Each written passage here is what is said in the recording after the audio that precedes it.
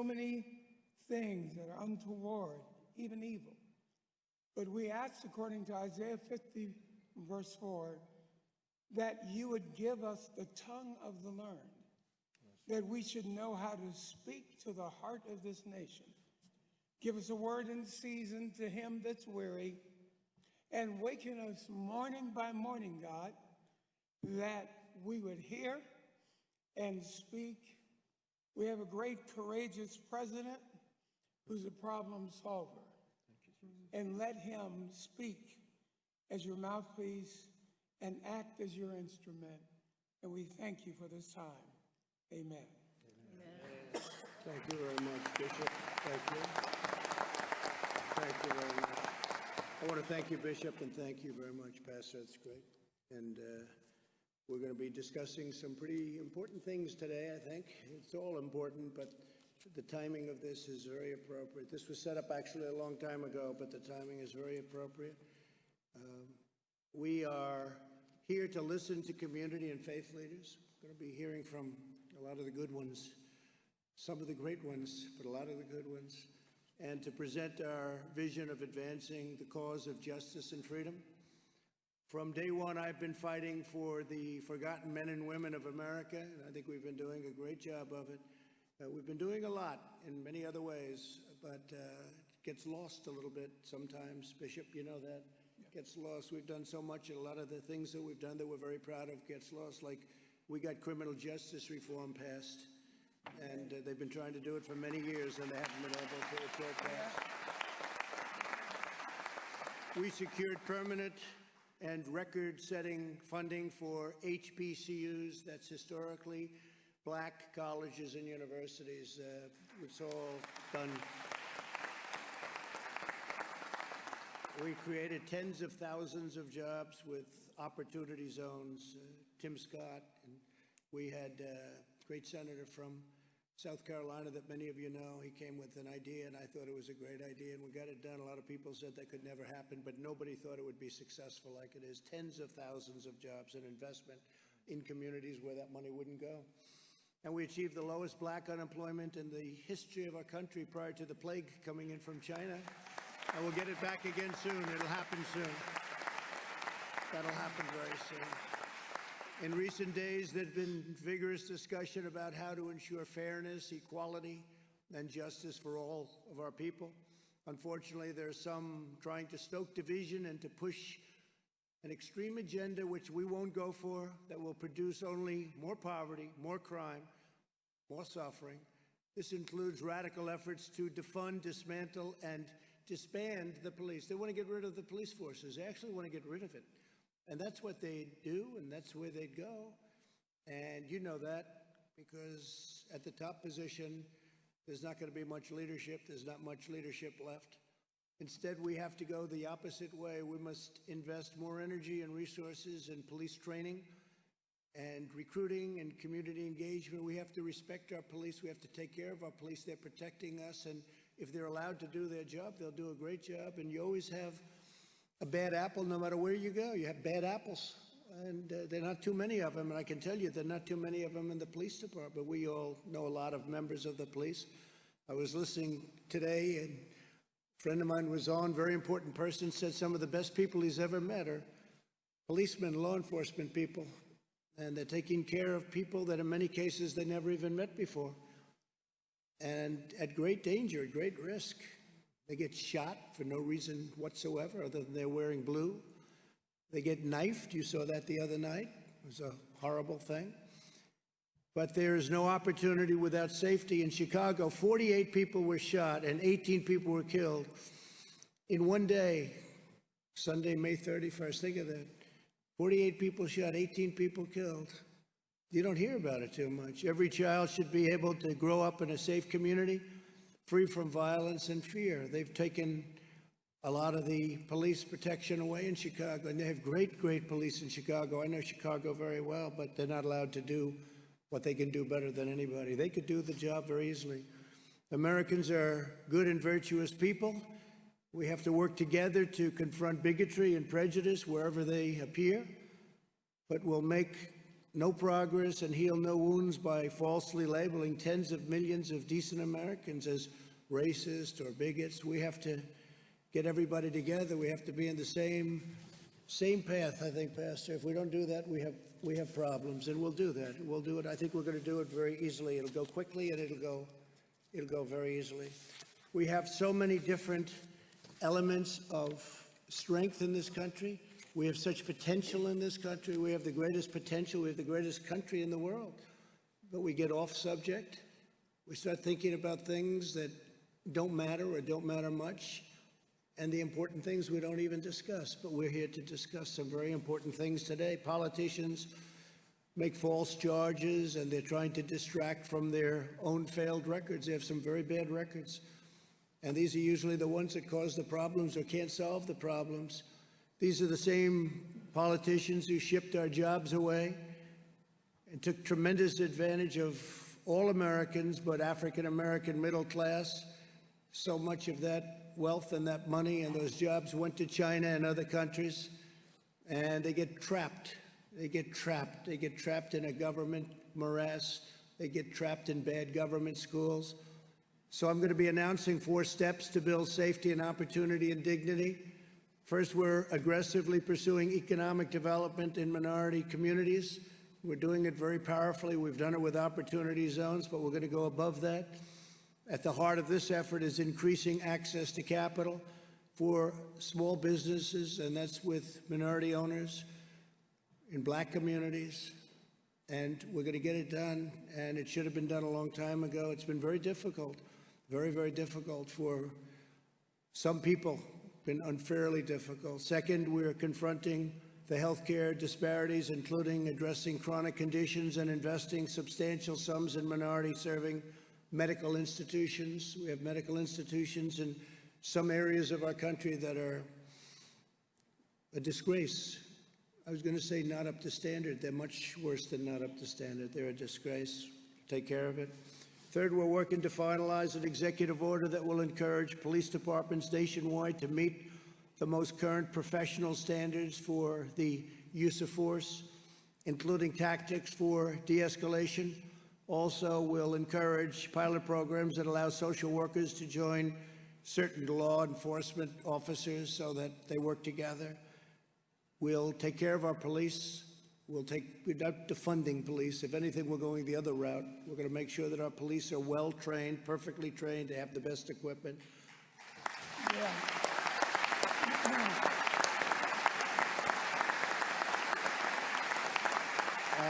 Some of the things that we have heard, because I know a lot of the people in the audience, and they're professionals and what they do, and they're successful people, and we're hearing things that are not even thinkable. I've never even heard of this before. Last week, it was like, it started about a week ago, where I heard they want to close up all police forces.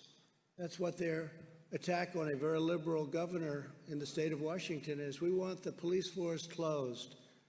It's not like they want to sort of bring a little money into something else. They want it actually closed. I'm thinking, what happens late at night when you make that call to 911 and there's nobody there? What do you do? Whether you're white, black, or anybody else, I mean, what do? You're dialing and there's somebody breaking into a house, and it happens to be a violent person. There are violent people around, Pastor. Even you will admit that, right? Yes. We want to think the best, but you have some very violent people. And when they're breaking into your house at 12 o'clock in the evening and you're sitting there and you don't have a police force, they're actually talking about not having a police force. Well, that's not happening with us. We're going to have stronger police forces because that's what you need. In Minneapolis, they went through 3 nights of hell, and then I was insistent on having the National Guard go in and do their work. It was like a miracle. It just, everything stopped. And I'll never forget the scene. It's not supposed to be a beautiful scene, but to me it was, after you watch policemen running out of a police precinct. And it wasn't their fault. They wanted to do what they had to do, but they weren't allowed to do anything. It wasn't really their fault, but they were running down the street. They weren't allowed to do what they're trained to do. And they took over the precinct. They burned it, essentially burned it down. I'm pretty good at construction. I want to tell you, that was almost what we call a complete renovation, if you're lucky. And it was a very sad thing. I don't think I've ever seen anything like that. I don't think I've ever seen anything like that. But we are very proud of the fact that I called, I said, I'm sorry, we have to have them go in. And they went in, and it was like a knife cutting butter right through, boom. I'll never forget, you saw the scene on that road, wherever it may be, in the city, Minneapolis. They were lined up, boom, they just walked straight. And yes, there was some tear gas and probably some other things, and the crowd dispersed and they went through. By the end of that evening, and it was a short evening, everything was fine, and you didn't hear too much about that location having problems anymore. They went to other locations, and the same thing would happen. As an example, Seattle would be so easy to solve. Would be so easy to solve. We have a governor here of a great state. It's called Texas. He would solve it very easily, as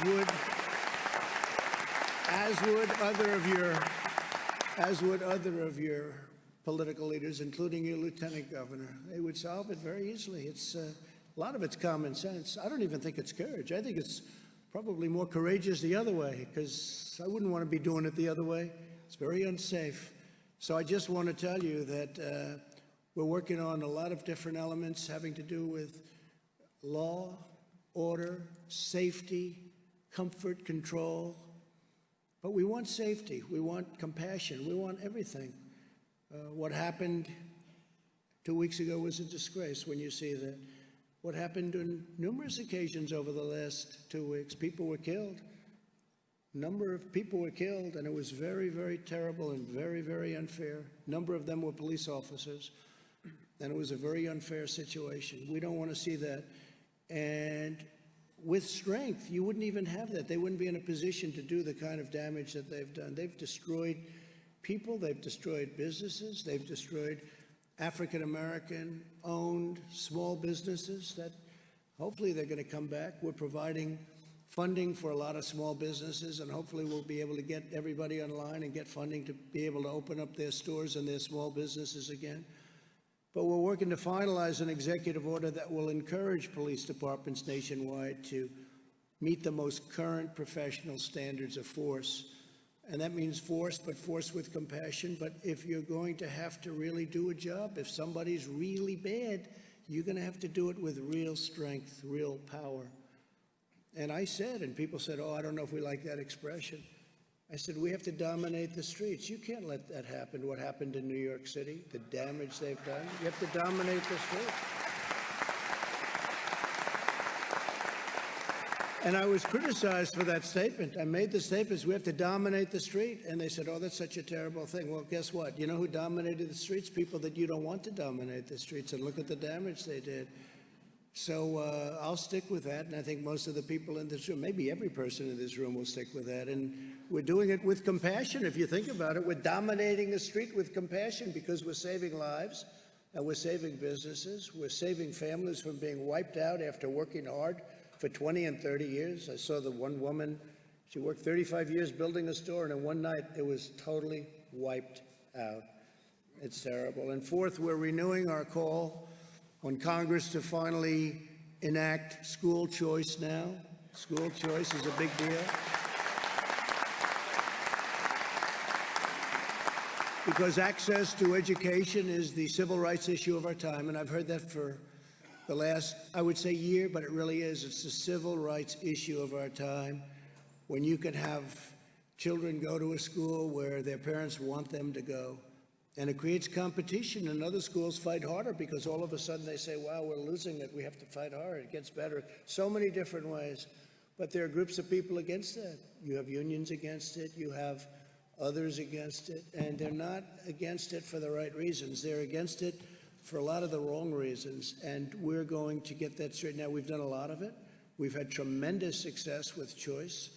We had choice in a lot of ways. We also have choice in the military. You know, before I came here, the vets would wait online, Pastor. They'd be waiting. It wouldn't be acceptable to you. I know it wouldn't be acceptable to the bishop. I know it's going to be acceptable to you. They'd wait for 4 or 5 weeks to get online, a vet, where they were sick. They were feeling badly, and they'd get online, and they'd say, there's a 6-day wait, sir. there's a 2-week wait, there's a 1-month wait. And you'd have people online that weren't very ill, and they'd be terminally ill before they got to see a doctor. They'd die. And for years and years, they've been trying to get veterans' choice. That means if you can't get to a doctor reasonably quickly, you go outside, you go to a local doctor around where you live, and the government pays the bill. And by the way, it sounds expensive. It's very cheap by comparison. It's actually much better. Now, most importantly, we take care of our vets. By far most importantly.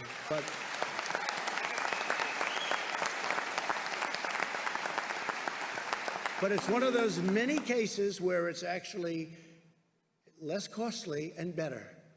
Sometimes you'll see a building, it costs less money than another building that costs more because the one that built the one that costs more, this one looks better.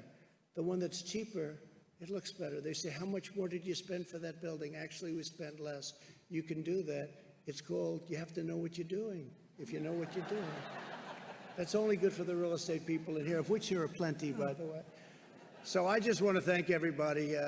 This is a tremendous place. This is a great city. This is a great, great city, and with tremendous people and tremendous pride. And I say the same for the state of Texas. You know, your governor came to me and he said, when you had your bad hurricane 2 years ago, I gave so much money to Texas, more. He kept coming, more. How about here? How about... So finally, you know that we took good care of Texas, is that right? We took such good care of Texas. They were looking for the next hurricane. They said, when's the next hurricane? But they had a big one. And they say you had the largest water dump ever. It just didn't stop. It came in, and you thought it was gone, and then it went back out, and it reloaded, right? And it happened 3 times. And your governor came and he wanted to build a barrier so that water would hit the barrier, wouldn't come into certain parts of Texas. He called me, he said, sir, I just have one more request. This is after we gave $28 billion, sir, $28 billion. I mean, we watch the pennies, but when it comes to Texas, we don't watch them too closely, okay? And he said, Governor Abbott, he said, just one more request, and it's a very small one, sir. We have a way of building a wall. It goes up and down. It moves with the tides. I said, that sounds expensive to me. It moves with the tides, and it's not a lot of money. Could I ask you to do me one small favor and approve it? I said, how much is it? Sir, it's only $10 billion. And I said, start working on it, right? I said, start working on it, because we can do things to get rid of those. You get hit pretty hard here. They get hit pretty hard here, don't they? Were you affected very much when you had, during the hurricanes itself? We had a lot of people who were displaced that came to this area. Yeah. Well, we took good care of everybody. So I just want to say this is one of my favorite places. I know we're doing very well here. During the last process, they kept saying that Texas is too close to call. And friends of mine in Texas say, it's not too close to call. You're going to win in a landslide. And I said, well, they keep saying. Well, we had one man got on television, actually, and he said, I don't know where you come from, but I don't think this is too close to call. I think he's going to win by a lot. And we won by a lot. It was 8 o'clock, and the polls were closed, and they said, Donald Trump has won the state of Texas. And he said it simultaneously, so. And we're doing good here again. But, you know, one of the things I have to say, because this is big oil territory, I think we've done a fantastic job with bringing back the oil in a rapid fashion. That looked pretty bad. That looked pretty bad. You had a case, you had a couple of hours where if you bought a barrel of oil, you bought it for $37, as if they gave you 37, okay? There's never been a thing like that ever. Now I see that it's getting close to $40 a barrel, and you're back in business, and we got it done fast, and we got Russia together with Saudi Arabia, and they cut production, and they got it back fast, and we're very, very proud of it. The supply changed rapidly with COVID-19 or whatever you want to call it. I'd never heard so many names. You have about 30 names you can call this thing. I call it the plague from China. It's the plague. And it's not good. And it's not good. And it's could have been stopped. It could have been stopped in China, but they decided not to do that. And we'll have to figure that one out, won't we? So I just want to thank everybody very much for being here. This is a very spectacular place, and I want to introduce Attorney General Barr and Secretary Carson to say a few words, along with the Surgeon General, who is been a real young star in the administration. And please, if I could, Bill, take over, please. Thank you very much. Thank you, Mr. President. Thank you.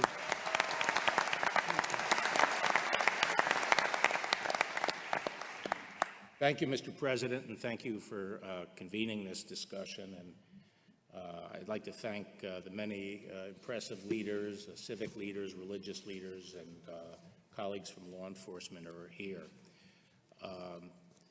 That ghastly spectacle in Minneapolis was really jarring to the whole nation, and it forced us to confront and think about, reflect on longstanding issues in our nation. Those issues obviously relate to the relationship between law enforcement and the African American community. But just to step back a little and take a broader view initially, I've been thinking about how do we achieve the full American dream for all communities, African American communities, all communities. And one of the reasons I'm proud to serve in this administration is because I think the president is moving forward on the critical elements necessary to provide and ensure that opportunity. First and foremost, economic growth. Without growth, there is no opportunity. Second,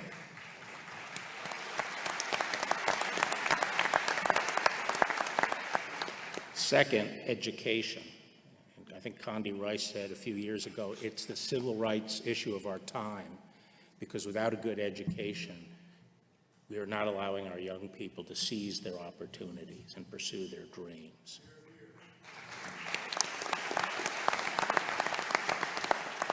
And as the president mentioned, it's only by empowering parents and giving them the power to choose the education for their children that we're ever going to be able to obtain that. Third, I think, is moral discipline. And our young people, they have to have the discipline to seize the opportunity, to make momentary sacrifices for later gain. And traditionally, that has come, and people can find it perhaps from many sources, but traditionally that has come from religion, which our founders believed was the foundation of our republic.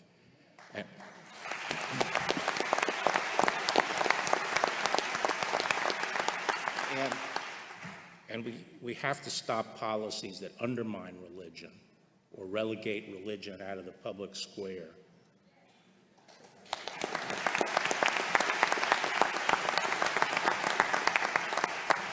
But now I get to my job, which is safety. Without safety, you cannot have progress. You can't have a life, a decent life in a community. And, you know, this was struck home to me 30 years ago when I visited Trenton when I was Attorney General last time, and I went to a small barber shop in an African-American neighborhood. And there were people there in their 60s and 70s, and they said, "Mr. Barr, we're in our golden years, and we are living behind bars. Look down the street. All the bars are on our windows, and the criminals run free on the street." Now, we've made a lot of progress since then. The crime rate has been cut in half. And a big part of that has been improvement in policing and the progress we've made in policing. And yes, the progress that police departments have made in building relationships with the community. I think law enforcement has understood for a long time that there is distrust in the African American community toward the law enforcement system. And when you reflect on our history, you could understand why. Because for most of our history, just up until the last 60 years, the institutions in this country, the laws and the institutions were explicitly discriminatory. There was not equal protection of the law, by law. And it's only been since Jim Crow that our laws have been changed to provide for equal justice. And what we've had really since, and so the civil rights effort up until that time was to tear down institutions.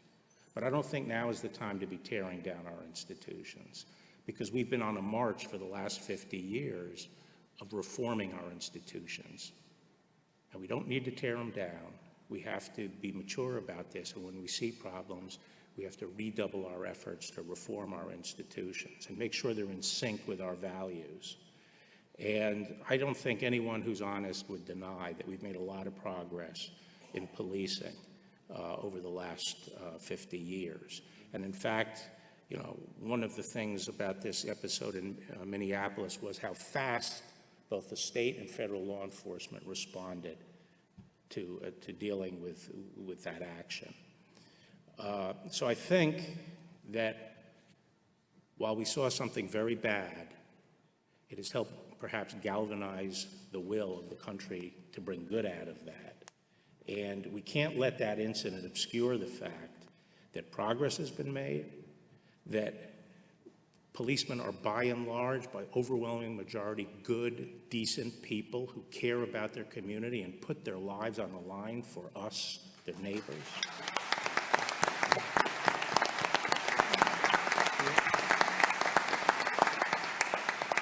And we can't lose sight of the fact and can't let this event obscure the fact that the real oppression and danger to our communities comes more from violent crime and lawlessness than it does from the police.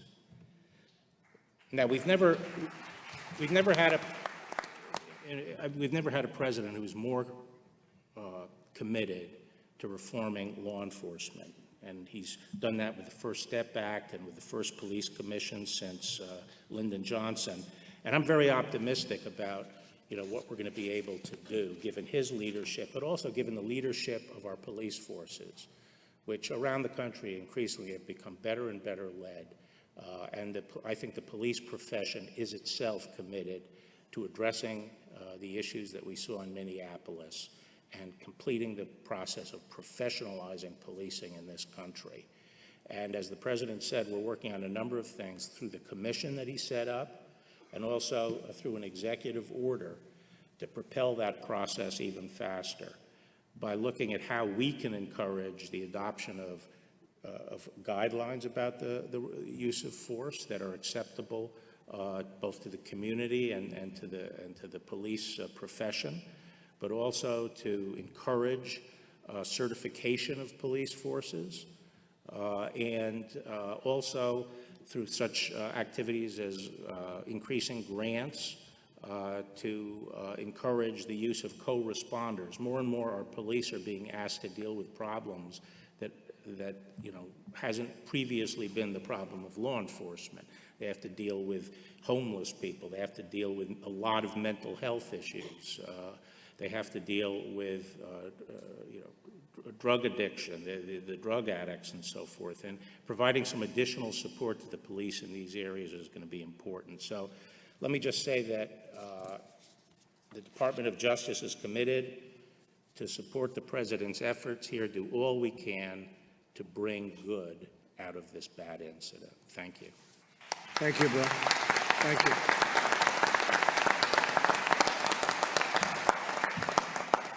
Surgeon General, please, go ahead. You want to go? Go ahead, why don't you go, then Ben will go. Is that okay? All right. Good, go ahead. Well, thank you, Mr. President. I appreciate it.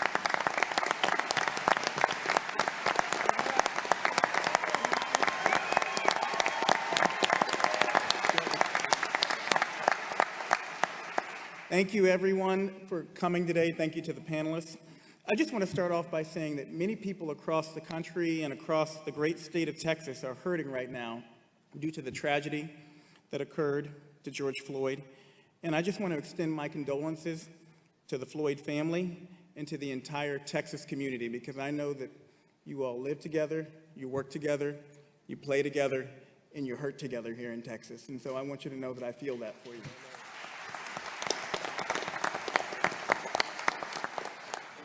The President asked me to give you a quick update on America's COVID-19 response. Thanks to cooperation with state and local partners, we're making progress against the virus. We are, and towards a safe reopening. Through strong public and private partnerships, America has now done more than 20 million tests. And that number is a big number. It's not just about the number, it's also about how many of those tests are coming back positive. We have a positive rate under 6% nationally. And from a public health perspective, if we're under 10% positive, we're doing a good job. So there's a lot of challenges out there, but I want you all to know that we are moving in the right direction. The data shows that we are moving in the right direction as a nation. And this has happened in part thanks to opening of over 500 community-based testing sites through the work of private sector partners in the United States Public Health Service, which I helped lead with Admiral Giroir. 70% of those sites are in CDC-designated vulnerable areas. That means that we're taking the testing to those who need it the most, to those who are most at risk. We also have testing at 92% of America's community health centers, which predominantly serve low-income areas and communities of color. We've helped equip our frontline workers, our healthcare heroes, with 94 million N95 respirators, 149 million surgical masks, and more than 1 billion gloves. And a large proportion of those supplies at the President and the Secretary's direction are going to nursing homes. And I just want to, I see the governor over there, I want to give you all a shout out. Texas has led the way in nursing home testing. 100% of their nursing homes have been tested. They're leading the way in testing people in corrections facilities. Over 95% of people in corrections facilities have been tested. That is something you all should be tremendously proud of.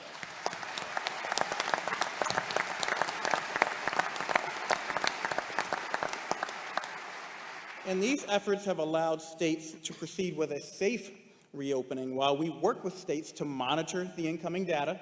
We know we're going to have clusters while we respond to spikes, and we adjust policies as needed. But I want you to know that safe reopening is crucial for other areas in health, too. We need Americans to be able to return to cancer screenings. My wife just finished cancer treatment. If she'd had to wait 6 months to get her cancer screen, she might not be here today. We need people to get their surgeries. We need people to get their vaccinations. 4.2 million children are behind on vaccinations now because of the COVID closures. We know every 1% increase in unemployment equates to a 1.3% increase in suicides. 1.3% increase in suicides. So we want to reopen safely. We also have to remember that being shut down has health consequences beyond COVID. We know that being out of school is bad for your health. We need to get our kids back in school safely.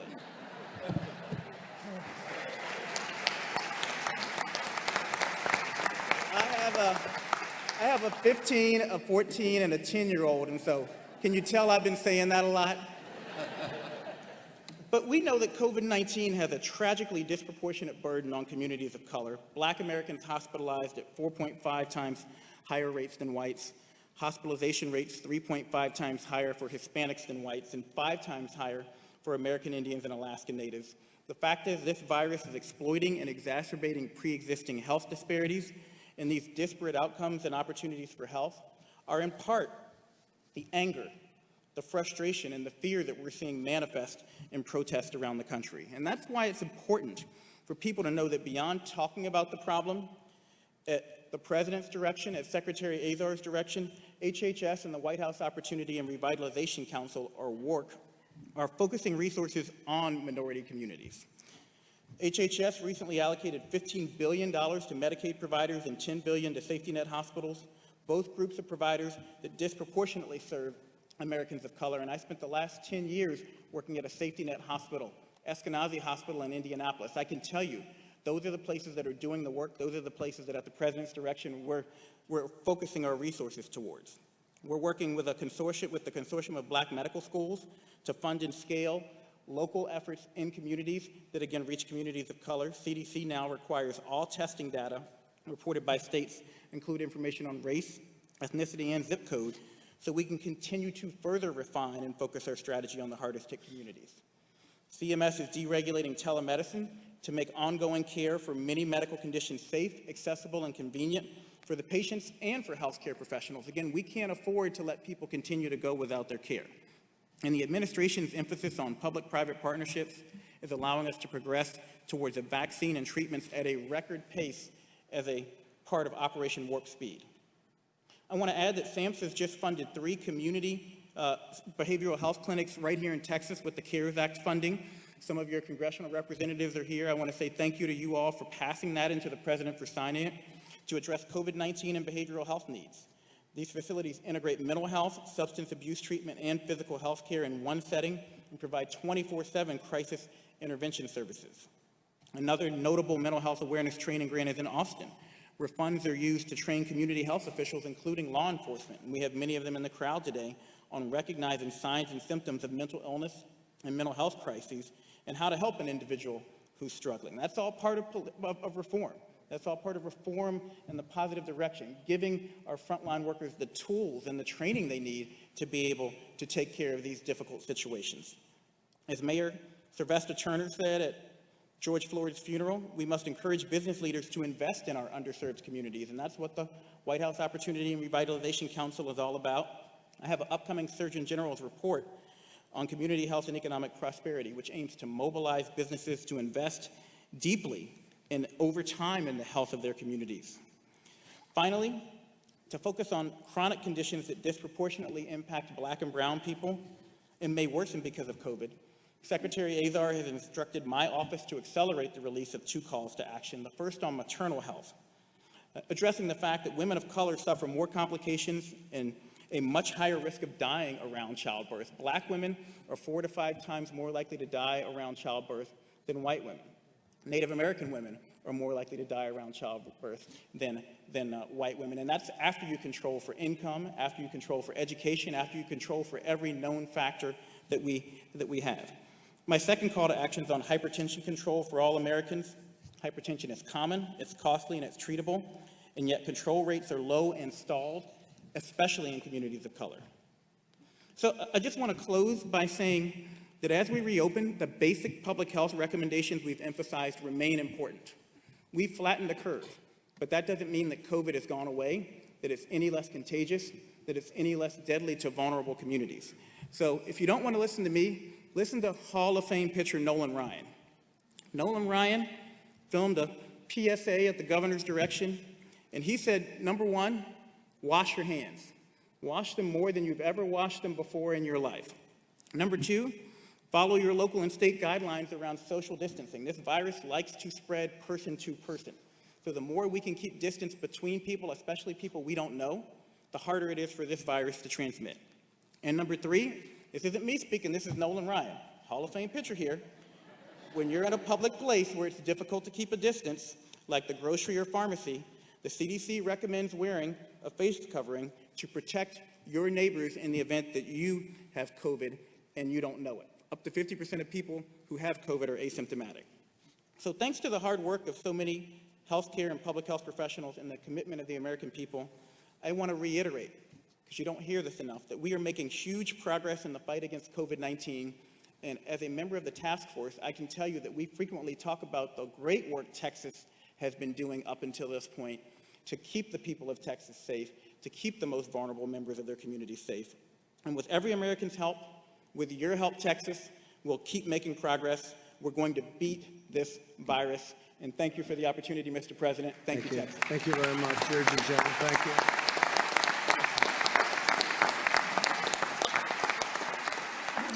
Ben Carson, please. Okay. Well, thank you, Mr. President, for your leadership and your courage. I don't know of anybody who could stand up to all the criticism you get every day. 24. Do you have a chair? Thank you. You know, our nation is continuing a path of renewal and recovery from the coronavirus pandemic. But since the beginning, the President has talked about being a champion for the forgotten men and women of this nation. That's exactly where we've been concentrating. And it's been an honor to serve in an administration with that goal. And I'm excited to see America beginning to bounce back. The infrastructure, the economic infrastructure of our country is very strong, secondary to the abolition of multitudinous regulations and targeted tax cuts. It's still there. That foundation is there, and we will be able to get back on that track pretty quickly. But to help speed this rebound, the White House Opportunity and Revitalization Council was formed to really help the long-forgotten communities achieve economic opportunity. And it has been refocused at your direction to help America's hardest-hit communities achieve economic recovery, overcome health disparities, and thrive through educational and workforce advancement.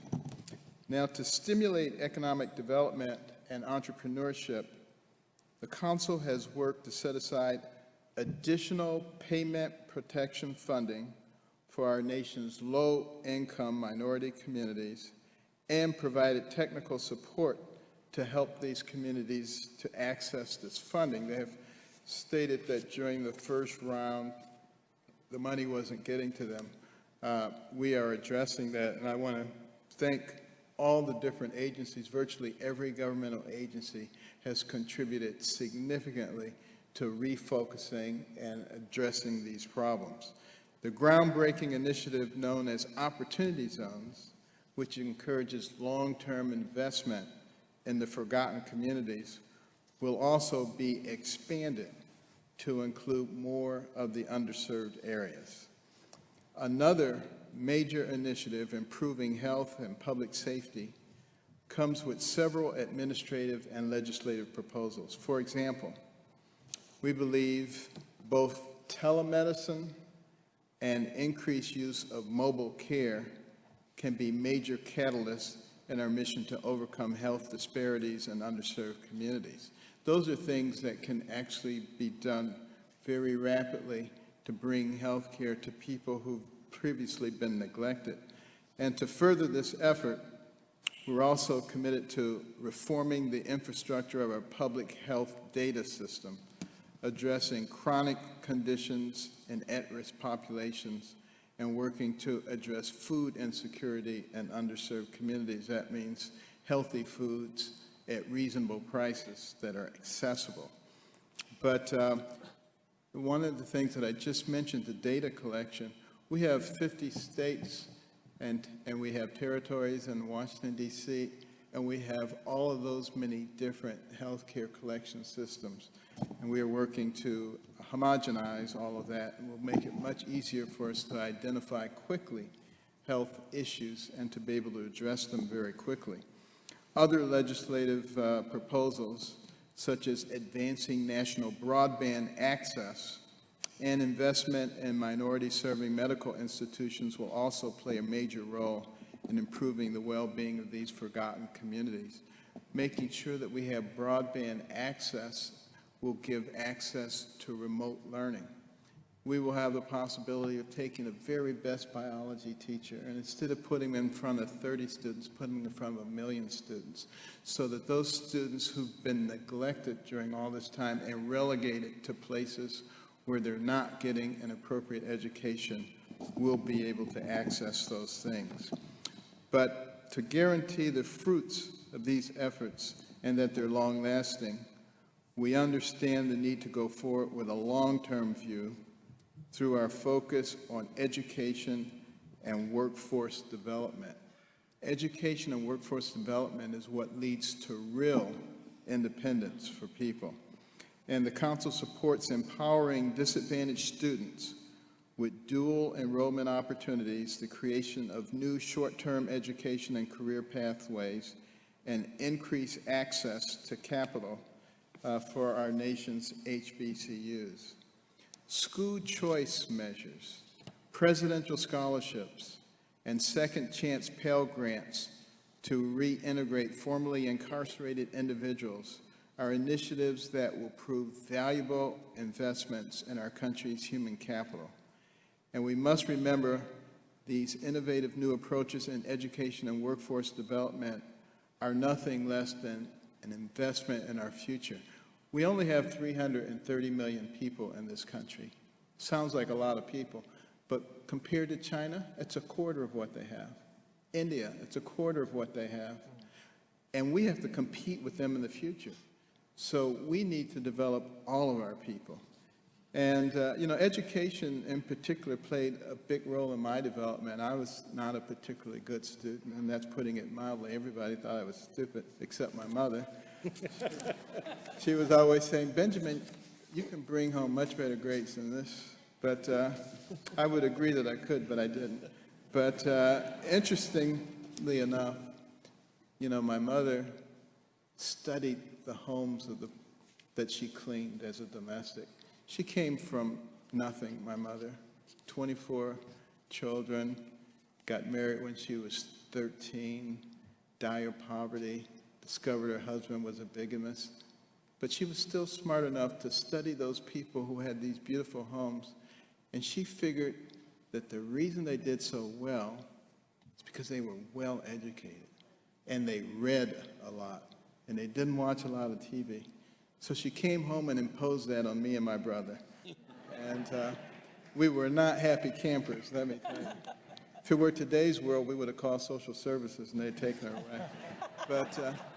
But what a difference it made, starting to focus on education, starting to read books, to read about people from lots of different backgrounds, entrepreneurs and scientists and explorers and surgeons. And I begin to recognize that the person who has the most to do with what happens to you is you. It's not somebody else. And nobody can stop you once you decide that that is the case.